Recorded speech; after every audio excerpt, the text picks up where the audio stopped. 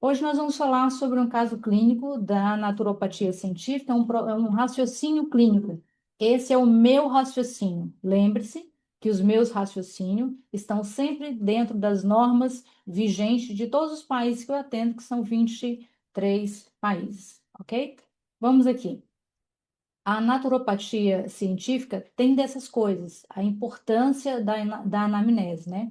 A anamnese é a base. Eu acredito que seja muito mais de 70, 80% de um bom diagnóstico ou pró-diagnóstico. Saber perguntar e interpretar o que você ouve é assim, é tudo dentro da nossa jornada da consulta, né? Aqui nós temos iniciando a estrutura do atendimento, né? Na primeira abordagem, não foi uma consulta normal, foi uma consulta né, clínica, que é uma situação que eu dependo de outra pessoa para falar o que o paciente tem. A minha paciente, ela não tinha total liberdade para se comunicar. Logo, a observação ali é investigar o impacto social, o impacto na saúde, né, da família e também no impacto na fé do paciente. Ela era um impacto muito grande. Então, isso adoece a família inteira. E a família dessa paciente foi o que mais me ajudou, né? Essa questão aqui do que a paciente sente, que hora sente, para mim, é pontual em todas as consultas, em todos os casos. Ô, dona Maria, se ela teve febre, tive, então eu vou estudar a fisiopatologia da febre. Então, essa fisiopatologia é o seguinte: que horas teve febre? Se foi mais depois dos 18 horas, então a febre está relacionada com a parte respiratória. Se for uma febre tal hora, quanto tempo durou a febre? A febre é em que temperatura? É o dia todo? É à noite? É só pela manhã? Então, assim, essas perguntas chaves, para mim, é um presente. Então, foi feita a fisiopatologia da febre da paciente, perda de peso, perdeu peso, não perdeu peso, ganhou peso. Então, tudo isso a gente vai vendo, mas vai perguntando. Porque, na verdade, tudo que eu pergunto, basicamente já sei a resposta. Porque o contexto que eu estou vendo já me traz a clínica da patologia. Mas eu quero o quê? Eu quero ouvir. Eu quero confirmação do meu paciente, né? Pontos críticos nesse caso da anamnese, o paciente não comunicativo, ele não comunica por causa da limitação da mandíbula e pouco ou nada se comunica, doença grave em fase extrema de violência, né? E aí a gente vai crescendo e construindo o protocolo. E a gente entende que essa anamnese clínica nos levou para um outro parâmetro, e aí você entra na questão mais complicada. Neste caso, volto a falar, eu precisei ter esse olhar mais acadêmico, mais científico. Se fosse só uma disfunção intestinal, se fosse só uma cefaleia, né, sei lá, uma tuberculose, um paciente oncológico, eu trataria de forma diferente com as mesmas normas. Neste caso, eu precisei usar esse critério, que foi um critério muito acima, para a gente entender o que iria fazer, né? Uma boa anamnese não depende apenas do paciente falar. Não depende, o paciente não precisa falar, né? Depende do profissional saber perguntar, observar e interpretar, que é o mais importante, né? Às vezes a gente ouve muito e não sabe interpretar. Às vezes a gente ouve só uma vírgula e dessa vírgula a gente faz todo um protocolo, que é muito importante. Eu decidi construir um protocolo que me desse fase a fase da melhora daquele paciente. Primeiro, eu queria aliviar a inflamação do paciente. Primeira coisa era o alívio, que eu queria tirar o paciente da cama. Eu queria promover o paciente de semi-acamado ou acamado para um paciente cadeirante ou que consiga ir para a sala, por exemplo. Então, eu resolvi diminuir todas as vias pró-inflamatórias. Então, eu trabalhei em cima do TNF, L117, L123, NF, KB. Então, e o estresse do paciente, em outras palavras, vou diminuir a questão dos hormônios ruins, vou aumentar os hormônios bons, vou procurar ajuda dentro do próprio metabolismo, que isso é ouro, é uma pedra preciosa que nós temos nas mãos. Bom, voltando aqui, eu falei dessas siglas todas, né? Vamos ver o que ela faz nesse paciente. Vamos ver. Essas células aqui, essas siglas aqui, o que elas são responsáveis, né? Que é nada mais, nada menos, esse TNFA é um fator, né, de necrose tumoral. Aí você fala, mas, poxa, para você saber isso, você precisa fazer exame clínico? Ainda não. Eu estou na primeira consulta. Então, tudo isso tem que ser, né, academicamente falando, dentro do seu conhecimento. Essa é uma citocina, né, inflamatória. Na verdade, ela é um mensageiro químico. Eu até coloquei aqui um mensageiro químico para que vocês entendam que essas siglas, ela representam um mensageiro. Então, ela vai fazer o quê? Ela vai fazer isso aqui, olha. Ela vai gerar esse nível de inflamação aqui. Tá vendo que tem três bordas a inflamação? A inflamação tem um núcleo, não é?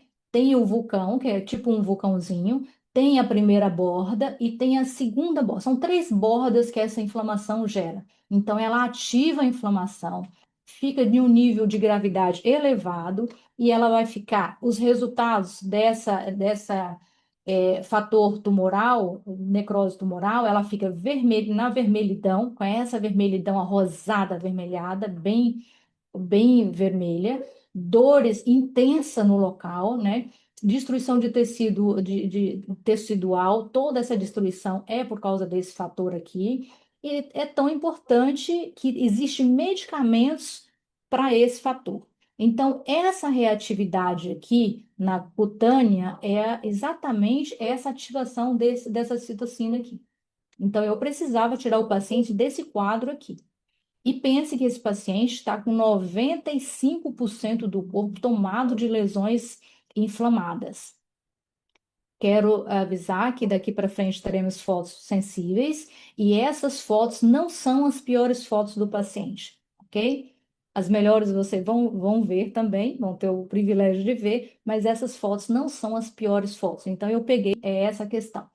O fator aqui, a IL-17, interleucina, ela é muito agravante nos quadros de doença autoimune, principalmente na psoríase. Ativa a resposta inflamatória na pele. Aí você fala, como assim? Ela ainda faz a camada pele sobre pele, não é? Vamos imaginar. Imagina que a sua pele, as células da sua pele, elas têm um fator de vida de 28 dias, aproximadamente, né? Dependendo da idade. Essa idade aqui de 28 a 30 dias. 28 dias, né? Vamos botar como exemplo aqui. Se em 28 dias você troca toda a pele, todas as células da sua pele, os queratinócitos, então você não percebe. Porque todos de 28 em 28 dias nós trocamos essa pele, pele morta.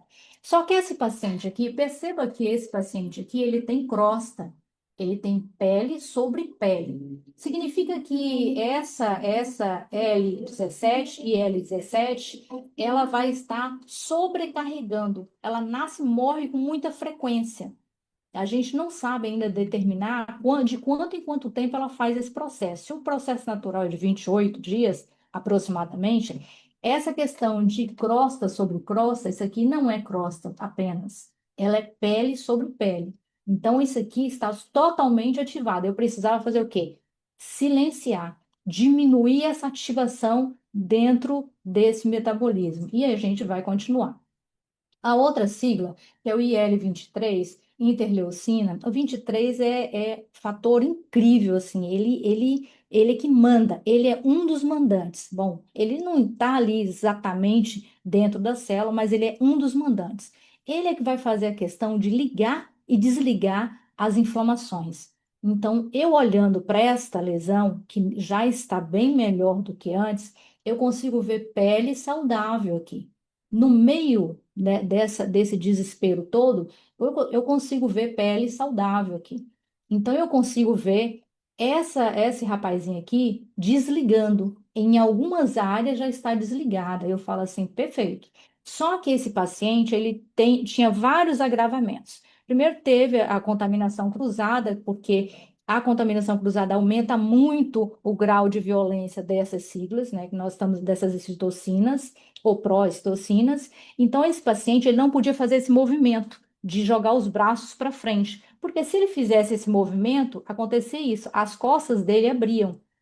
Se ele fizesse o movimento de levantar os braços, todo o posterior de braço abria, porque nós estávamos com a pele muito nova, uma pele muito sensível. Então, eu precisava fazer com que essa leucina aumentasse essa área aqui, aumentasse essa área saudável e diminuísse essas áreas aqui, mais sensíveis. Vamos aqui. Esse aqui é o que manda e desmanda, né? A NF-κB é o fator nuclear, né? Que é ele que é o interruptor. Eu sempre já coloco o interruptor aqui para o aluno nunca pensar o contrário disso. Ele não é uma citocina exata, né? Mas ele é um fator, né, de transcrição. Ele é que controla os genes. Ele é que ativa os genes. Por exemplo, a psoríase tem 9 tipos de psoríase. Na maioria das vezes são 9, mas muito faladas são 8 tipos. Então, dentro de um genes, tem esses 9 tipos. Esse fator, ele vai ativar os tipos que tem dentro desses genes. Ativando, ele pode ativar a do couro cabeludo. Aí, quando ele ativa o tipo do couro cabeludo, o que ele vai piorar? Ele vai afetar todas as células que tenham bulbo capilar. E onde que tem esse bulbo capilar? Então, ele não vai dar no corpo todo? Não, ele só vai ativar um tipo. Bom, e onde esse tipo é ativo? No couro cabeludo, ou onde tiver as células do folículo capilar, idêntico a esse aqui. E onde é que tem? Tem no couro cabeludo. Para os homens, tem na região da barba e bigode. Para as mulheres, tem nessa questão aqui. Para as mulheres também e homens, tem orelhas externa, ouvido e orelha externa. Tem no meio do tórax ou da mama. Tem nas axílias, é as mesmas células, e tem na região íntima. Então, se esse fator aqui achar de ativar esse tipo, ela vai ter feridas só nesses locais. E as feridas são completamente diferentes de outros tipos de psoríase. Mas se ele achar que deve ativar o palma plantar, que é outro tipo de psoríase, ele vai ativar só nessa marquinha da nossa mão aqui, para dentro da mão. É palma plantar, que é abaixo dos pés. Então, ele vai ativar e vai afetar essas células. Deu para entender um bocadinho? Aqui a gente controla o silenciamento por esse fator aqui. E o interessante é que, conforme o tratamento foi acontecendo, conforme o paciente foi voltando, o paciente já se comunicava melhor, essas lesões já estavam melhor, já tinha mais colágeno, já conseguia abrir e fechar a boca, então eu já conseguia ver expressões no rosto dela. Então, isso tudo a gente foi modulando. Só que eu dei sorte que essa paciente era uma paciente paz d'alma, era uma paciente tranquila, era uma paciente que não gerava cortisol. Então, era o cortisol natural de estar na cama, de estar cansada, de estar tudo aquilo ali. Por exemplo, se um paciente desse, nesse estado, toma um susto 8 da manhã, significa que esse paciente recebeu uma dose altíssima de adrenalina. No tempo das pedras, quando a gente recebia uma dose de adrenalina, a gente usava a dose inteira. Quais fatores? Ou era para matar o inimigo, ou era para correr do inimigo. Então, a dose de adrenalina a gente usava 100%. Hoje em dia, a gente não precisa correr de ninguém, nem abrir em caverna de ninguém, nem entrar em caverna de ninguém. Então, quando a gente tem uma dose de hormônio ruim no nosso corpo, o hormônio fica passeando ali. A gente não gasta aquele hormônio todo. E se você tomou um susto 8 da manhã, significa que pacientes com lesões abertas ou não, ativas ou não, pacientes com doença autoimune em geral, um susto foi 8 da manhã, 8 da noite, quer dizer, 8 horas depois, ele está em crise. Sem nenhuma dúvida, com toda a segurança, com todos os meus diplomas aqui em jogo, ele estará em crise. Se for um paciente que tem lesões, eles estarão com lesões abertas. Se for um paciente que já está grave, à noite ele vai estar dentro da UTI. Então, olha como isso é importante. Organizar a questão do estresse do paciente, do cortisol, o nível de regulação de todos os eixos hormonais, se a paciente está na menopausa, se a paciente está na menarca, se a paciente está no meio da vida, se a paciente está gestante, tudo isso é questão hormonal. Se é homem, se está na andropausa, se está na adolescência, tudo isso contabiliza. Atualizar também a questão do sono é extremamente importante.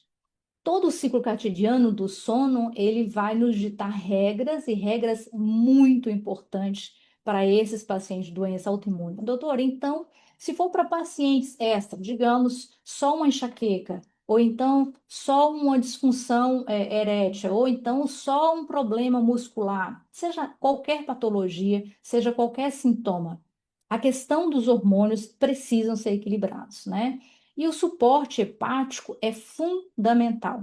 Fundamental, porque se eu tenho um paciente que ele tem algum problema hepático, significa que tudo que eu for prescrever para ele, ou colocar em uma restrição alimentar, ou eu estarei afetando o meu paciente, ou eu estarei ajudando em grande escala o meu paciente. Eu só preciso entender como o fígado dele está. E não adianta fazer o suquinho verde, que nós não funcionamos dessa forma. O metabolismo, ele não funciona, não faz a síntese disso tudo que você está imaginando, né? Aí no Brasil gosta muito de tomar aquele shot para imunidade. Acredite, se sua imunidade estiver mais de que 100%, você está dentro da UTI. Ter uma amidalite, ter uma otite, gripar de vez em quando é excelente. É uma modulação da sua imunidade. É uma vacina, digamos, a vacina, né, adquirida. Você vai adquirir aquela imunidade. Não adoecer sempre, ou quando você adoece muito, porque a sua imunidade não está preparada para aquilo. Então, é muito interessante, né? A reposição de equilíbrio minerais é extremamente importante. Em alguns casos, é muito mais importante. Nesse caso, por exemplo, todo paciente que tem doença crônica, autoimune ou degenerativa, ele tem a tendência de perder muitos minerais pelo caminho. Ou ele sua muito, ou ele tem lesões na pele que furta todos os minerais, produção de minerais daquele metabolismo, ou é uma osteoporose, ou o país tem uma carência muito grande em alguns minerais, que por si só não vem na alimentação, que não é o caso do Brasil, tá? Então, assim, eu precisei fazer uma reposição de minerais adequada para esse paciente.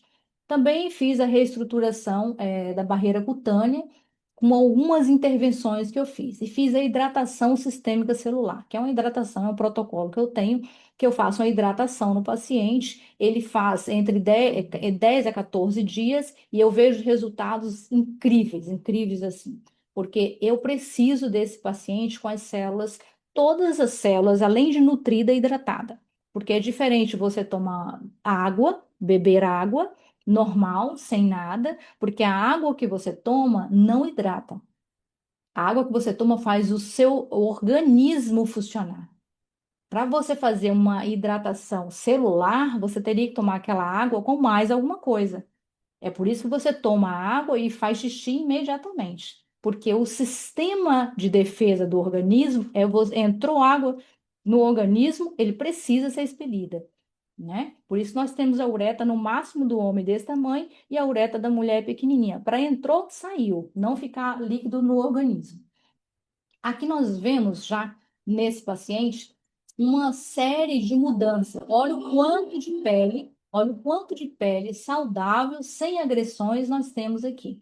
Ainda temos algumas lesões mais profundas, mas aqui nós já temos uma outra paciente. Perceba que todo o couro cabeludo dela ainda está lesionado, mas já temos uma pele aqui bonita. Olha que pele linda que tem aqui, sem agressividade. Nós temos, lógico, temos essa lesão aqui que vai durar aqui até no final do tratamento, vocês vão ver, mas os ombros, antebraço já está quase sem lesões. Ela também teve um probleminha na audição por causa das lesões dentro do ouvido. Aqui nós temos uma pele quase da forma que eu quero. Essa fase aqui, a paciente já ia para a sala, já ficava bem. Aqui nós temos um grau que, olha, o couro cabeludo já está mais saudável, temos uma pele bonita aqui, uma pele linda, né? Muito bonita aqui, embora nós temos aqui uma lesão profunda ainda descamada. Dentro do ouvido da paciente estava muito inflamado, podemos ver aqui, o couro cabeludo ainda tem lesões. O que nós percebemos aqui é que diminuiu a agressividade daqueles fatores. Olha, não tem tanta pele sobre pele, não tem tanta crosta, ainda está bem lesionada, mas a paciente já veste roupa, a paciente já usa brinco. Emocionalmente, para a minha visão clínica, isso já é muito bom, né? Vamos aqui.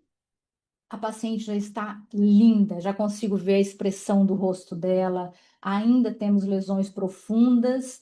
Perceba uma coisa: todas as lesões que vocês viram e onde vocês não veem mais lesão, não tem o quê? Vocês estão sentindo falta de quê? Das cicatrizes.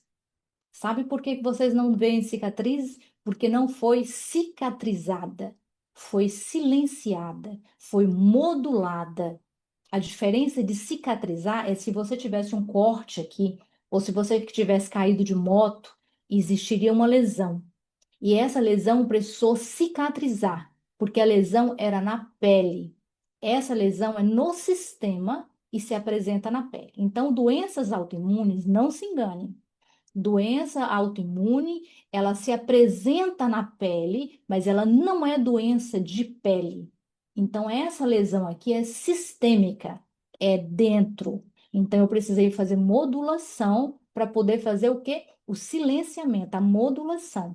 Mas e a lesão que tinha aqui que era profunda? Ela não vai deixar nem marca? Nem marca, porque não é doença de pele. É uma doença sistêmica. Nesse caso, é uma doença genética. Bom, aqui ainda nós temos alguma agressividade, mas a pele está maravilhosa. E nós conseguimos ver claramente que essa paciente tem uma melhora incrível. Aqui nós temos aqui algumas lesões mais profundas, muito profundas, porque se umas melhora, outras pioram muito, né? Que é no caso de algumas lesões que eu não mostrei aqui, mas estavam muito agressivas, né? Profundas. E aqui a gente consegue ver a destruição da pele dessa paciente. Mas calma, que nós temos aqui um caminho grande. Ela voltou a ter inflamação. Então, ela voltou, perdemos aqui 2 ou 3 passos atrás, porque houve contaminação cruzada. Mesmo que o sistema imunológico ele entenda que ele precisa estar menor, né? Que neste caso aqui também foi um fator muito agressivo, porque o paciente usou corticoide muito tempo. Lembre-se de uma coisa: não esqueça o que eu vou te falar nunca. Todas as doenças passam por um crio científico. Então, a doença, ela é o quê? Ela é estudada. Se for o caso de uma tuberculose, ela foi estudada como? E foi classificada como uma doença altamente transmissível. Um paciente com tuberculose, ele contamina 40 pacientes em uma semana. Aí essa doença da tuberculose, ela é transmissível de pessoa para pessoa, ok? Então ela é transmissível, ela é altamente contagiosa e ela tem cura. Se tem esses 3 fatores, significa que existiu uma equipe farmacêutica, cientista, que construiu um protocolo medicamentoso para essa doença. Doença autoimune entrou em outra investigação. Doença autoimune foi investigado, foi classificado como não tem cura. Doença autoimune não pega de pessoa para pessoa, se pega porque herança genética ou é da mãe ou é do pai. Então, se você pegar numa feridinha dessa, você não vai ser contaminado, ok? Então, não existe medicamento criado especificamente para doença autoimune. Doutora, tem certeza que está falando? Tem. Não existe. Mas, doutor, o protocolo diz que tem que usar corticoide. Não é protocolo para doença autoimune. Como não tem remédio exato para doença autoimune, o que que acontece? Usa-se o protocolo mais viável. E o corticoide é um tratamento para algumas doenças muito eficaz, para outras terrível, que é no caso das doenças autoimunes. Eles são terríveis. Por quê? Ele é um imunossupressor. Enquanto que o corticoide, que é um hormônio sintético criado em laboratório, se assimila com o seu hormônio cortisol, que é o que você produz, quando o corticoide entra no corpo, ele absorve tudo. absorvendo, você fica com uma dose altíssima de cortisol no corpo. Então, ele faz o quê? Uma questão de um imunossupressor. Ele baixa a imunidade do paciente por 4 a 6 dias. Então, as lesões do paciente ficam controladas por 4 a 6 dias, até podendo durar 8 dias, dependendo do tamanho do paciente e da dose do corticoide. Depois disso, o corticoide some do corpo. Aí acontece o quê? A imunidade vai lá em cima. Quando vai lá em cima, o paciente volta para essa crise aqui. Então, o corticoide ele não é viável. Nessa paciente ainda tivemos que fazer o desmame do corticoide lá no início. Também foi uma época bem complicada. Percebam que ela tem muitas lesões, lesões profundas, né, em toda a face. Aqui já não tem mais, na orelha também já está bem bonita a orelha. Aqui também. Vamos lá.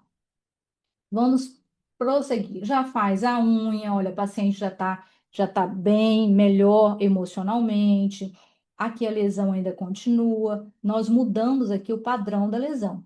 Perceba que até a lesão mudou de cor, está um pouco amarelada, porque isso são os fatores que dedicam a essa questão. Quando ela teve a inflamação, que foi a segunda contaminação cruzada, a pele estava se desfazendo. Então, eu precisei fazer reposição de lipídios, reposição de minerais, reposição, correr contra o tempo para a gente recuperar isso aqui. Porque o processo estava tão acelerado que não podia tocar nela. Se tocasse, desfazia. Foi muito sofrimento. Então, aqui nós temos uma paciente bem inflamada em algumas áreas e maravilhosa em outras áreas. Olha isso aqui como é que tá bonita essa região. Tá linda. A pele, já vê-se pele saudável no meio das lesões. Aqui também já está descamando, mas eu consigo ver a feição do paciente. Eu consigo ver a expressão do paciente. E eu já sei que essa mulher é muito linda, já consigo ver, porque a gente só vai conhecer o paciente, né, tempos depois. Bom, aqui foi a fase que deu febre, que eu tive que fazer a questão da fisiopatologia da febre, investigar a febre, coloquei uma secretária de plantão, enfim, foi porque isso aqui ela não podia tocar. Tudo que tocava nela saía a pele. Então, uma necrose, é uma situação muito delicada. A gente precisa correr contra o tempo. Mas isso aqui é a nossa paciente, com todos os agressores controlado, dosado, e essa paciente foi em 2003. Essa paciente, ela está de alta, vai fazer 3 anos agora. Fez 3 anos já. E aqui nós temos uma pele super recuperada. Nós temos aqui ainda um hematoma, que foi exatamente, a pele está tão sensível que onde segura nela, ela vai dar esses hematomas. É um período, já passou também. Temos aqui uma paciente linda, a pele maravilhosa, com tudo controlado, hormônio controlado, sem lesões em local algum do corpo. Foi feito todo o exame físico nela, a pele está linda, numa qualidade maravilhosa. Então, todos os fatores foram controlados. Aqui nós temos essa pele. Quem diria que aquele rosto era essa pele? Eu trouxe essa foto para dizer para vocês que não existiu cicatrização, existiu modulação, com fitoquímicos, com tudo que foi necessário, mas veja, não tem uma cicatriz. A pele está melhor do que a minha, né? Melhor do que um bebê de 6 meses.